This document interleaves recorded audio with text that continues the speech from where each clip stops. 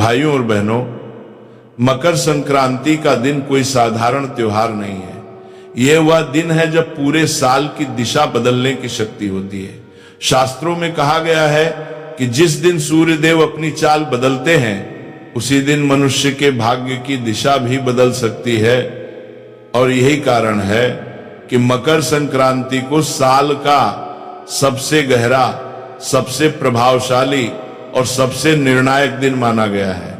लेकिन अफसोस की बात यह है कि आज के समय में लोग इस दिन को केवल पतंग उड़ाने, तिल गुड़ खाने और पकवान बनाने तक सीमित कर देते हैं, जबकि इस दिन एक ऐसा गुप्त और सरल उपाय बताया गया है जो जीवन की बड़ी से बड़ी परेशानियों को जड़ से समाप्त कर सकता है।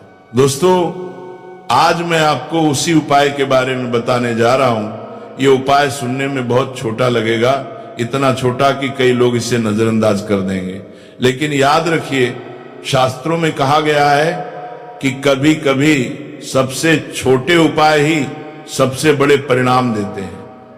मकर संक्रांति के दिन यदि कोई व्यक्ति चुपचाप बिना किसी को बताए पूरी श्रद्धा और सही नियमों के साथ गौ माता को एक विशेष वस्तु खिला देता है, तो उसके जीवन में धन, अन्न, सुख और शांति की कभी कमी नहीं रहती। इतना ही नहीं, उसके जीवन से पितृदोष, ग्रह दोष और वास्तु दोष जैसे भारी दोष भी धीरे धीरे समाप्त होने लगते हैं। ये कोई सामान्य संयोग नहीं है। कहा गया है कि पूरे 752 वर्षों के बाद मकर संक्रांति पर ऐसा अद्भुत योग बन रहा है जिसमें किया गया है छोटा सा कर्म 7 जन्मों तक फल देता है। सोचिए, सिर्फ एक दिन का सही किया गया उपाय और उसका प्रभाव पीढ़ियों तक। जिन घरों में वर्षों से कलह है, पैसों की तंगी है, बीमारी है या काम बनते बनते बिगड़ जाते हैं, उन सभी समस्याओं की जड़ पर यह उपाय प्रहार करता है। लेकिन यहां एक बहुत बड़ी बात समझने की है। उपाय करना आसान है, पर उसके नियम और संकल्प का पालन करना उतना ही जरूरी है। अक्सर लोग गलती यही करते हैं कि वे उपाय तो कर लेते हैं, लेकिन उसके पीछे जो नियम और भावना होती है उसे नजरअंदाज कर देते हैं और फिर कहते हैं कि उपाय का असर नहीं हुआ। इसलिए मैं आपसे साफ कहना चाहता हूं कि इस उपाय के नियम थोड़े कठोर हैं, लेकिन वही नियम इसकी शक्ति भी है। बिना नियम के किया गया उपाय बीज की तरह होता है, जिसे पानी नहीं मिला वह कभी फल नहीं देता। इसलिए मकर संक्रांति के दिन गौ माता को क्या खिलाना है, कैसे खिलाना है, किस समय खिलाना है और मन में क्या संकल्प रखना है, ये सब जानना आपके लिए बेहद जरूरी है। अब सवाल ये उठता है कि आखिर गौ माता और मकर संक्रांति का आपस में क्या संबंध है। दोस्तों, सनातन धर्म में गौ माता को केवल पशु नहीं माना गया, बल्कि उन्हें माता का दर्जा दिया गया है। कहा गया है कि गौ माता के शरीर में सभी देवी देवताओं का वास होता है और मकर संक्रांति के दिन जब सूर्य देव उत्तरायण होते हैं, तब देवताओं का समय प्रारंभ होता है। यानी यह दिन देव शक्तियों को प्रसन्न करने का सबसे श्रेष्ठ अवसर होता है। ऐसे में गौ माता को श्रद्धा से अर्पण किया गया थोड़ा सा अन्न भी सीधे देवताओं तक पहुंचता है। मैं आपसे हाथ जोड़कर एक छोटा सा निवेदन करना चाहता हूं, इस बात को हल्के में मत लीजिए। मकर संक्रांति साल में केवल एक बार आती है। यह कोई रोज मिलने वाला अवसर नहीं है। अगर आपने इस दिन को यूं ही गंवा दिया तो पूरे साल वही समस्याएं, वही परेशानियां और वही संघर्ष दोबारा आपका इंतजार करेंगे। लेकिन अगर आपने इस दिन सही भाव, सही नियम और सही संकल्प के साथ ये उपाय कर लिया, तो आने वाला समय आपको खुद बताएगा कि आपने कितना बड़ा निर्णय लिया था। आगे मैं आपको विस्तार से बताऊंगा कि वह गुप्त वस्तु क्या है जो गौ माता को खिलाई जाती है, इसके नियम क्या हैं, किन सावधानियों का पालन करना जरूरी है और यह उपाय किन किन रास्तों से आपके जीवन में धन, सुख और शांति लेकर आता है। इसलिए इस बात को अंत तक ध्यान से सुनना और समझना बहुत जरूरी है, क्योंकि यह जानकारी केवल जानने के लिए नहीं बल्कि जीवन बदलने के लिए है। क्योंकि मकर संक्रांति सिर्फ एक साधारण दिन नहीं है। इसी दिन सूर्य की चाल बदलती है। इसी दिन प्रकृति का एक नया हिसाब शुरू होता है। जी हाँ दोस्तों, देखिए प्राचीन काल में पुराने समय के लोग इसे बहुत गंभीरता से लेते थे, क्योंकि उन्हें पता था कि इस दिन की गई छोटी सी गलती पूरे साल पर भारी पड़ सकती है। इस दिन का महत्व इसलिए और भी बढ़ जाता है क्योंकि ये साल का सबसे पहला त्योहार होता है। जी हाँ दोस्तों, की इस दिन की गई छोटी सी गलती भी पूरे साल पर भारी पड़ सकती है, और इस दिन किया गया छोटा सा सही काम पूरे साल का सहारा बन सकता है। मकर संक्रांति का असली मतलब है रुकावट से निकलना, ठहराव को तोड़ना और जीवन में आगे बढ़ना। इसीलिए हमारे बुजुर्ग कहते थे कि इस दिन जो बीज बोया जाता है वही पूरे साल फल देता है, अर्थात जो उपाय किया जाता है वही उपाय पूरे साल हमारी जीवन की व्यवस्था को सुधारना है। दोस्तों, इसीलिए देखिए इस दिन दान का भी बहुत महत्व होता है। पुराने काल से ही लोग मकर संक्रांति के दिन दान करते आ रहे हैं। इस दिन अन्न दान, संयम और व्यवहार पर बहुत ध्यान दिया जाता है, क्योंकि धन केवल पेशे से नहीं बनता है। धन बनता है सोच से, कर्म से और समय की समझ से। जी हाँ दोस्तों, आपने देखा होगा कि बहुत लोग साल भर तक मेहनत करते हैं, खून पसीना बहाते हैं, लेकिन फिर भी पैसा नहीं टिकता है। अन्न होते हुए भी घर में कमी की भावना बनी रहती है, और धन बनता है सोच से, कर्म से। जी हाँ दोस्तों, देखिए बार बार खर्च अचानक आ जाता है, और खर्च आता है, पैसा रुकता नहीं है, और इसके पीछे कारण अक्सर वही अदृश्य रुकावटें होती हैं जिनका समाधान हमारे शास्त्रों और परंपराओं में छुपा हुआ है। देखिए मकर संक्रांति पर तिल और गुड़ इसलिए खाए जाते हैं क्योंकि तिल त्याग का प्रतीक है और गुड़ मिठास का, यानी जीवन में कड़वाहट को छोड़कर मिठास अपनाने का संकेत है। इस दिन दान इसलिए कहा गया है क्योंकि जब सूर्य दिशा बदलता है तब अहंकार छोड़ना सबसे जरूरी होता है। पुराने समय में लोग इस दिन ज्यादा बोलते नहीं थे, झगड़ा नहीं करते थे, और किसी भूखे को देखकर अनदेखा नहीं करते थे। जी हाँ दोस्तों, क्योंकि माना जाता था कि इस दिन की गई उपेक्षा सीधे भाग्य में दर्ज हो जाती है। इस दिन किए गए कर्म सीधे भाग्य की किस्मत की दिशा को बदल देते हैं। जी हाँ दोस्तों, इसलिए कहा गया है कि मकर संक्रांति का पर्व साधारण नहीं माना गया है। अब यहाँ एक बहुत गहरी बात आती है जिसे बहुत कम लोग समझते हैं। मकर संक्रांति पर प्रकृति सुनती है, लेकिन शोर नहीं सुनती, दिखावा नहीं देखती। मकर संक्रांति का पर्व है सिर्फ भावना और मौन को, किए गए कर्मों को ही पहचानना, यानी कि जो गुप्त उपाय और जो गुप्त कार्य अगर हम मौन रहकर करेंगे, सबसे छुपा कर करेंगे, तभी उसका फल हमें प्राप्त होगा। दोस्तों, इसीलिए जो लोग इस दिन कैमरा लगाकर लोगों को दिखाकर दान करते हैं, उन्हें संतोष तो मिलता है लेकिन स्थायी फल नहीं। क्योंकि देखिए आज के समय में लोगों ने दान पुण्य को भी एक ट्रेंडिंग टॉपिक बना दिया है। गौशाला में लोग जा रहे हैं तो वहां पर फोन निकाल कर खड़े हो जाते हैं, गाय माता को चारा खिलाते हैं, किसी अन्य और धन का किसी गरीब को दान कर रहे तो उनके साथ फोटो खिंचवाते हैं, वीडियो बनाने लग जाते हैं, लोगों को दिखावा करते हैं। लेकिन शास्त्रों में बताया गया है कि दो चीजें हमें हमेशा लोगों से छुपा कर करना चाहिए, पहला दान और दूसरा पूजा पाठ और ध्यान। क्योंकि ये दो चीज जितनी छुपी हुई रहेंगी उतना फल आपको मिलेगा। जल्दी ही तो देखिए कि अब धीरे धीरे मैं आपको उस दिशा में ले जा रहा हूं जहां असली रहस्य छुपा है। लेकिन उससे पहले यह समझना जरूरी है कि गाय को हमारे शास्त्रों में इतना ऊंचा स्थान क्यों दिया गया है। जी हाँ दोस्तों, क्योंकि देखिए ये उपाय सिर्फ गौ माता पर ही निर्भर करेगा और उस इंसान पर निर्भर करेगा जो इंसान ये उपाय कर रहा है। तो आज ये उपाय किस तरह से अपनी दिव्य शक्ति तुम्हें दिखाएगा, ये उपाय किस तरह से तुम्हारे जीवन से अंधकार को मिटाएगा, ये उपाय किस तरह से तुम्हारे जीवन में खुशियों की रोशनी लेकर आएगा। हर एक बात समझ लेना, हर एक बात अच्छे से सुन लेना, क्योंकि अगर तुमने अनसुना किया या तुम कोई बात भूल गए तो ये उपाय अपना नकारात्मक असर भी दिखा सकता है। यानी कि तुम तो सोचोगे कि यार मैंने तो जीवन में अपना अच्छा, अपना भला करने के लिए उपाय किया था, लेकिन मेरे साथ बुरा क्यों हो गया। इसके पीछे का कारण यही होगा कि तुमने एक एक बात को अच्छे से नहीं समझा होगा या एक एक बात को अच्छे से नहीं सुना होगा।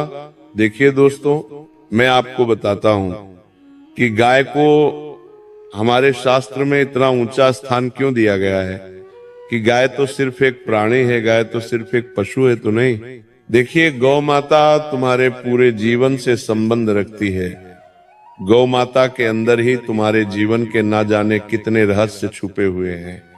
जब किसी व्यक्ति की मृत्यु हो जाती है तो हम क्यों उसके नाम का गौ माता को चारा डालते हैं। क्या तुमने कभी सोचा है, जब जीवन में दुख आता है, तकलीफ आती है और बीमारी आती है, तो हम क्यों गौ माता को याद करके गौ माता को भोजन खिलाते हैं। देखिए, गौ माता कोई साधारण पशु नहीं है। जी हाँ दोस्तों, गाय को माता इसलिए नहीं कहा गया कि वो सिर्फ दूध देती है, बल्कि इसलिए कि वो बिना मांगे देती है, बिना शिकायत के सहती है और बदले में कुछ नहीं चाहती। तो यही प्रकृति का स्वभाव है।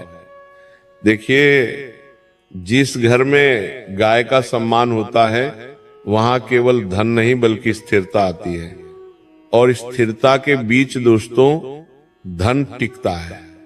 जी हाँ, लेकिन ध्यान रखिए, यहां मैं किसी को दिखाने वाला उपाय नहीं बता रहा, ना ही कोई ऐसा काम जो बाजार में बिकता हो, क्योंकि मैं गारंटी के साथ कहता हूं कि पूरे YouTube पर आपको आज से पहले इस उपाय के बारे में किसी ने नहीं बताया होगा ना, किसी कथावाचक ने बताया होगा, ना किसी गुरुजन ने बताया होगा, ना किसी विशेष पंडित या ज्ञानी ने बताया होगा, क्योंकि ये उपाय इतना गुप्त है कि इस उपाय का उल्लेख किसी भी शास्त्र में नहीं मिलता है। जी हाँ दोस्तों, ये उपाय सिर्फ किया जाता है सच्चे मन से, सच्चे दिल से, पवित्र कर्म से। जी हाँ दोस्तों, देखिए कि जो उपाय मैं बता रहा हूं वो उपाय हमेशा चुपचाप किया जाता है, और अब तक जो मैं बता रहा था वो भूमिका थी, क्योंकि अगर आप सीधे उपाय पर आ जाते तो उसका असर आधार रह जाता। अब ध्यान से सुनिए, क्योंकि यहां से बात गुप्त हो जाती है और यहीं से इस उपाय का असली महत्व और इस उपाय की असली प्रक्रिया शुरू होती है। जी हाँ दोस्तों, बता देता हूं कि सबसे पहले तो मकर संक्रांति का जो दिन है, उस दिन आप सुबह ब्रह्म मुहूर्त में उठिए। देखिए, आप चाहे पूरे साल 9:00 बजे उठते हो, 10:00 बजे उठते हो, 11:00 बजे उठते हो, जितनी भी बजे उठते हो, उठ जाना। लेकिन मकर संक्रांति के दिन तुम्हें ब्रह्म मुहूर्त में उठना है। और मैं ये नहीं कह रहा हूं कि ब्रह्म मुहूर्त में उठते ही ठंडे पानी से नहा लो, नहीं। ध्यान से सुनिए जो बात मैं आपको बता रहा हूं कि मकर संक्रांति के दिन सुबह ब्रह्म मुहूर्त में उठकर स्नान कीजिए। स्नान करने के बाद आपको सबसे पहले इस चीज का ध्यान रखना है कि जितना ज्यादा हो सके मौन रहने की कोशिश करें। किसी से ज्यादा बातचीत ना करें, किसी से ज्यादा आप अपने भावना रखें। सिर्फ अपने मन में आप भगवान का स्मरण करें और भगवान का नाम लेते रहें या नाम जप करते रहें। देखिए, उठने के बाद मोबाइल भी नहीं देखना है और मन को शांत रखकर ये भावना रखें कि आज मैं कुछ ठीक करने जा रहा हूं, मांगने नहीं। क्योंकि इस उपाय का मूल उद्देश्य यही है कि ये तुम्हारे जीवन को एक नई दिशा की ओर लेकर जाएगा। जो चीजें तुम्हारे जीवन में बिगड़ी हुई है उन चीजों को ये उपाय सुधारेगा। जी हाँ दोस्तों, देखिए, मन में आपको यही भावना रखनी है कि आज मैं कुछ ठीक करने जा रहा हूं, मांगने नहीं जा रहा हूं।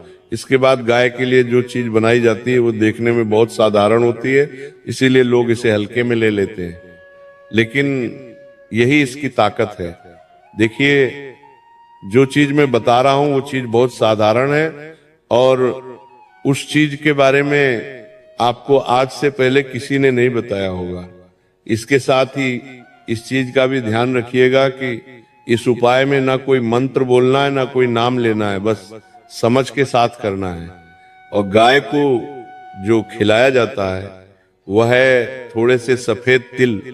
ये भी बताऊंगा कि मकर संक्रांति और तेल का क्या महत्व है, लेकिन उससे पहले आप सुन लीजिए कि गाय को खिलाने वाली वो गुप्त चीज क्या है। कान खोल लीजिए, और अगर आप किसी कागज पर लिखना चाहते हैं तो लिख भी लीजिए, ताकि अच्छा रहेगा कि आप भूले नहीं। ध्यान से सुनिए। आपको थोड़े से सफेद तिल लेने हैं, थोड़े से काले तिल लेने हैं, थोड़ा सा गुड़ का चूर्ण लेना है, और ध्यान रखें टुकड़ा नहीं, आपको चूर्ण लेना है। यानी कि अगर आपके घर में गुड़ है तो उस गुड़ को आप पीस लें। अब उसमें कुछ कच्चे चावल के दाने, और सबसे अंत में उंगली से छुआ हुआ एक नमक बूंद देसी घी आपको उसमें मिलाना है। यानी से कि उसके अंदर थोड़ा सा काला नमक मिलाना है, थोड़ा सा सेंधा नमक मिलाना है, और गाय का शुद्ध पवित्र एक चुटकी घी उसके अंदर मिलाना है। अब यहाँ एक बहुत गुप्त है कि सेंधा नमक जो मिलाया जाता है तो वो नमक साधारण नहीं होता है। और ये भी ध्यान रखिएगा कि आप गलती से कहीं साधारण नमक मत मिला देना, उसमें थोड़ा सा सेंधा नमक मिलाना और थोड़ा सा काला नमक मिलाना। देखिए, ये सब किसी थाली में सजा कर नहीं, बल्कि सीधे हाथ में लेकर गाय को खिलाना है। अगर आप अपनी हथेली में रखकर गाय को खिलाओगे और गाय ने अपनी जीभ से तुम्हारी हथेली को स्पर्श कर लिया, आपकी बात करने तुम्हारी बनानी नहीं, तलवार में हथेली करना, तो समझ जाना कि साक्षात माता ने तुम्हारे सारे कष्टों को अपने अंदर समाहित कर लिया है। क्योंकि देखिए, आपको मैं बता देता हूं कि ये सब चीजें अगर आप थाली में रखकर गौ माता को अर्पित करेंगे तो उतना जल्दी असर नहीं होगा।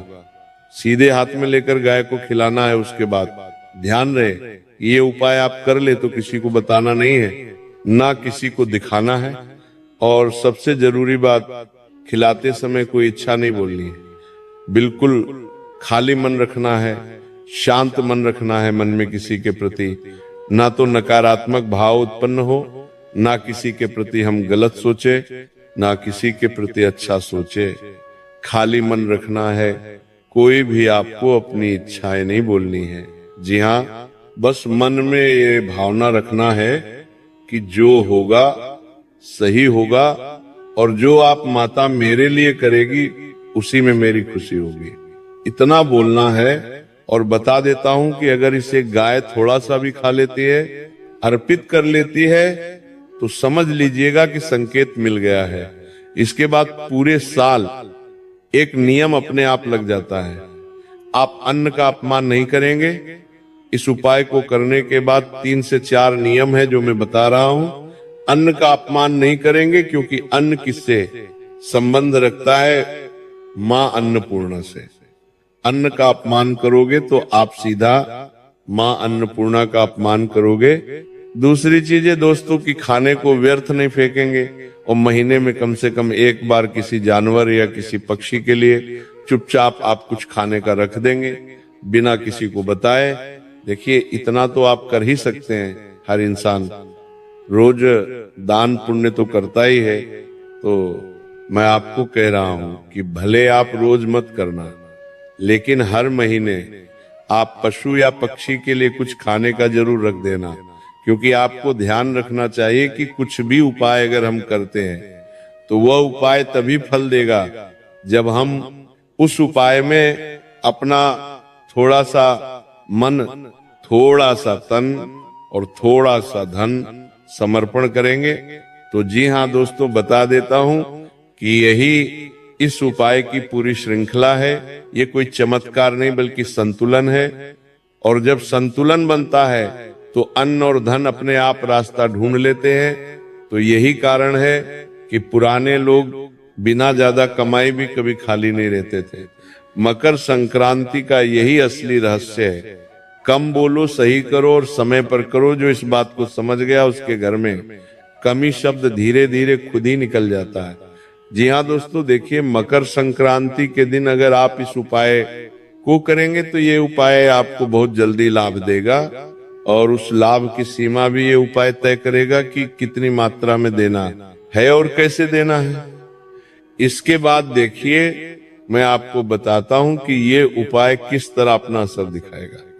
देखिए दोस्तों, मैं ये नहीं कह रहा हूं कि इस उपाय को करने के बाद तुम रातों रात करोड़पति बन जाओगे, अरबपति बन जाओगे, तुम्हारी लॉटरी लग जाएगी। नहीं, देखिए ये उपाय रातों रात करोड़पति बनने का नहीं है, बल्कि इसका असर वहां दिखता है जहां असली परेशानी होती है। पैसा आते हुए भी रुकता नहीं है, बेवजह खर्च निकल जाता है, मेहनत के हिसाब से फल नहीं मिलता है।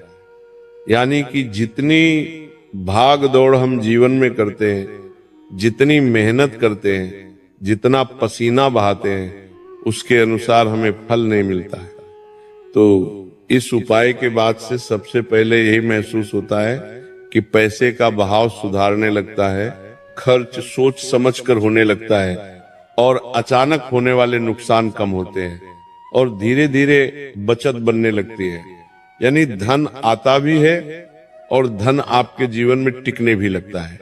साथ ही दोस्तों देखिए कि अगर मैं बात करूं कि इस उपाय से आपके घर परिवार में क्या असर होगा, तो देखिए घर और परिवार के मामले में इसका बहुत गहरा असर होता है।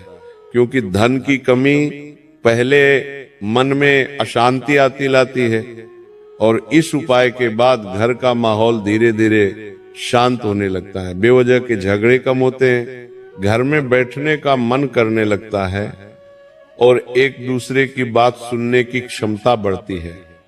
कई लोगों को यह भी अनुभव होता है कि घर में अन्न की बरकत बढ़ जाती है और थोड़े काम में चलन होता है और भोजन की कद्र अपने आप होने लगती है। यानी कि देखिए अक्सर कई घरों में ऐसा होता है कि परिवार एक साथ बैठकर भोजन खाने में असमर्थ रहता है। कभी घर का कोई व्यक्ति किसी काम में अटका हुआ है, कभी कोई व्यक्ति बाहर गया हुआ है। इस वजह से देखिए घर का जो माहौल होता है वो बिगड़ने लगता है। और शास्त्रों में बताया गया है कि हमें दिन में एक समय कम से कम पूरे परिवार को साथ बैठकर भोजन करना चाहिए। देखिए विवाह और रिश्तों की बात करें तो ये उपाय सीधे शादी कराने वाला नहीं है। आप सोच रहे होंगे कि इस उपाय को करने के बाद तो मेरे शादी विवाह के योग बन जाएंगे, मेरे तुरंत विवाह हो जाएगा। तो देखिए तुरंत विवाह तो नहीं होगा, लेकिन हाँ शादी विवाह होने के योग जरूर बनेंगे। कि रिश्तों में जो अड़चने आती है, बार बार बात बिगड़ जाना, सही रिश्ता आते आते टूट जाना, घर में मनमुटाव पर इसका असर पड़ता है। क्योंकि जब व्यक्ति के भीतर ढेर स्थिरता आती है तो रिश्तों में भी वही उड़ जाती है। विवाहित लोगों के लिए ये उपाय समझ और सहनशीलता बढ़ाता है, जिससे संबंध बहुत मजबूत होते हैं। जी हाँ दोस्तों, देखिए मानसिक स्थिति और आत्मविश्वास पर इसका प्रभाव पड़ता है। बहुत लोग बाहर से ठीक दिखते हैं, लेकिन अंदर से लगातार डर, चिंता और असुरक्षा में रहते हैं। तो ये उपाय करने के बाद मन हल्का महसूस करता है, बिना कारण की बेचैनी खत्म होती है और व्यक्ति को लगता है कि चीजें उसके खिलाफ नहीं बल्कि उसके साथ चल रही है। यही आत्मविश्वास आगे चलकर धन और सफलता का रास्ता खोलता है। देखिए दोस्तों कि बहुत सारे लोग ऐसे भी होते हैं जिनके व्यापार और व्यवसाय में दिक्कतें आती हैं, रुकावट आती है, ग्राहक दहली नहीं चलता है, व्यापार और व्यवसाय पर तो देखिए इस उपाय का असर निर्णय शक्ति पर पड़ता है। एल, बहुत बार नुकसान इसलिए होता है क्योंकि गलत समय पर गलत फैसला ले लिया जाता है। भरोसे के लायक होने वाले लोगों पर भरोसा कर लिया जाता है और जिनके ऊपर हमें भरोसा नहीं भी होता है उनके ऊपर भी हम भरोसा कर लेते हैं। तो इस उपाय के बाद व्यापार में स्थिरता आती है, ग्राहक धीरे धीरे बढ़ते हैं, पुराने अटके हुए काम चलने लगते हैं और सबसे खास बात है मन भ्रमित कम हो जाता है, क्योंकि कई बार इंसान भ्रम में आकर ही अपने ऊपर मुसीबतों को निमंत्रण दे देता है, जिससे फैसले साफ और मजबूत नहीं हो पाते हैं। तो देखिए, यह मन को भ्रम को संतुलित करता है। यह बदलाव अचानक नहीं बल्कि लगातार महसूस होता है। तो दोस्तों, आशा करता हूं कि यह उपाय आपको बेहद पसंद आया होगा और मकर संक्रांति पर आप सभी इस उपाय को जरूर करने वाले हैं। तो उपाय करने वाले हैं तो मेरी एक एक बात को ध्यान में आप रख लीजिएगा। उपाय से संबंधित नियम, उपाय से संबंधित छोटे छोटे आपको गुप्त रहस्य और छोटी छोटी सावधानियां आपको रखना पड़ेगी। तो देखिए, आशा करता हूं कि वीडियो की समाप्ति यहीं पर होती है। वीडियो को लाइक कर दीजिएगा और कमेंट बॉक्स में आप सभी जय मां लक्ष्मी